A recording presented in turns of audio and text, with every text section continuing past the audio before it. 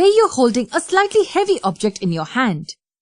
Now, if you try to hold that object within a container full of water, you'll notice that it feels lighter. It doesn't feel heavy at all. What happens when you put an empty glass into a container of water? Of course, the glass fills up with water. So you're holding the glass of water inside the water which is in the container.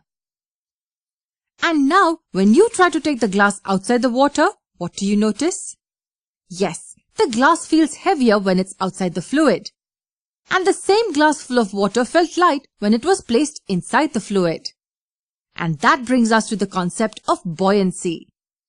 What happens when an object is placed inside a fluid? As we'd seen in the previous video, the fluid pressure increases with depth.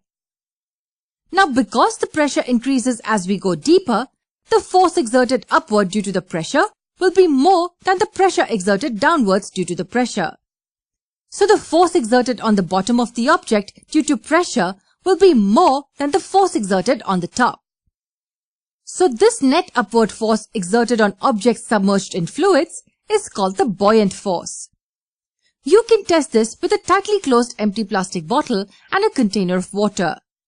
If you drop the bottle on the fluid, you will see that it will float.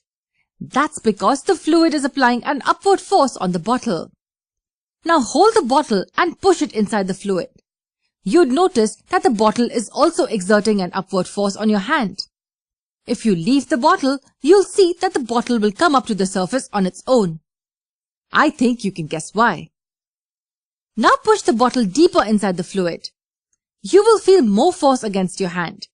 And when you release the bottle, it'll rush back to the surface. It'll come up faster than it came up in the previous case. The upward force increases as it's pushed deeper into the fluid. And that's because the pressure also increases as we go deeper into the fluid.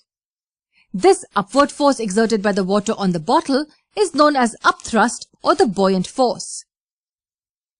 Now let's say you simultaneously drop a piece of balsa wood and a metal drawing pin of the same mass into a container filled with water. What do you think will happen? Will both of them float? Or will they both sink?